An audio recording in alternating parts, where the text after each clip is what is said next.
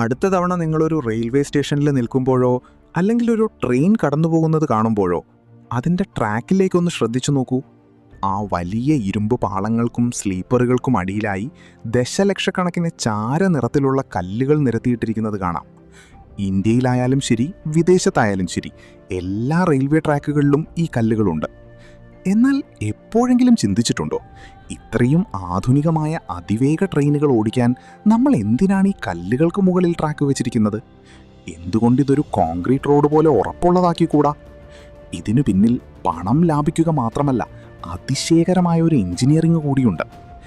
ഒരു ട്രെയിൻ എന്ന് പറയുന്നത് ലക്ഷക്കണക്കിന് കിലോഗ്രാം ഭാരമുള്ള ഒന്നാണ്.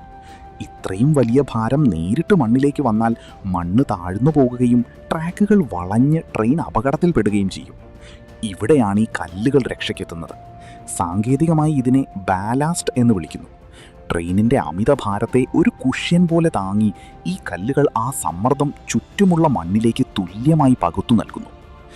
ഈ റെയിൽവേ കല്ലുകൾ ശ്രദ്ധിച്ചാൽ അറിയാം, അവയെല്ലാം വശങ്ങൾ കൂർത്തതും പരുക്കനുമാണ്.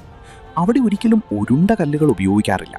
കാരണം ഉരുണ്ട കല്ലുകളാണെങ്കിൽ ട്രെയിൻ പോകുന്ന വേഗതയിലും വിറയലിലും അവ പരസ്പരം ഉരുണ്ടുമാറുകയും ട്രാക്ക് തെന്നിപ്പോവുകയും ചെയ്യും.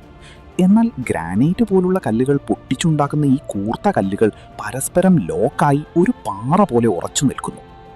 ട്രെയിൻ ട്രാക്കുകളുടെ ഏറ്റവും വലിയ രണ്ട് ശത്രുക്കളാണ് വെള്ളവും കാട്ടുചെടികളും. ട്രാക്കിൽ കോൺക്രീറ്റ് ആണെങ്കിൽ വെള്ളം കെട്ടിക്കിടന്ന് ഇരുമ്പ് പാളങ്ങൾ തുരുമ്പെടുക്കും, വെറും മണ്ണാണെങ്കിൽ ചെളിയായി മാറും. എന്നാൽ ഈ കല്ലുകൾ ഒരു വലിയ ഫിൽറ്റർ പോലെയാണ് പ്രവർത്തിക്കുന്നത്. മഴവെള്ളം പെട്ടെന്ന് തന്നെ കല്ലുകൾക്കിടയിലൂടെ ഒലിച്ചു പോകും. കൂടാതെ ഈ കല്ലുകൾക്കിടയിൽ കാട്ടുചെടികൾക്ക് വേരുപിടിക്കാനും സാധിക്കില്ല. ഈ കല്ലുകൾക്ക് ബാലാസ്റ്റ് എന്ന പേര് വന്നത് കടലിൽ നിന്നാണ്. നൂറ്റാണ്ടുകൾക്ക് മുൻപ് ചരക്കുകളില്ലാതെ യാത്ര ചെയ്യുന്ന തടി കൊണ്ടുള്ള കപ്പലുകൾ കടലിൽ ഉലയാതിരിക്കാൻ അവയുടെ അടിത്തട്ടിൽ ഭാരമുള്ള കല്ലുകൾ നിറച്ചിരുന്നു. ഇതിനെയാണ് കപ്പൽ ജീവനക്കാർ ബാലാസ്റ്റ് എന്ന് വിളിച്ചിരുന്നത്. പിൽക്കാലത്ത് റെയിൽവേ എഞ്ചിനീയർമാർ ട്രാക്കുകൾക്ക് സ്ഥിരത നൽകാൻ ഈ കപ്പൽ കല്ലുകൾ ഉപയോഗിക്കാൻ തുടങ്ങിയതോടെ റെയിൽവേ കല്ലുകൾക്കും ഈ പേര് ലഭിക്കും.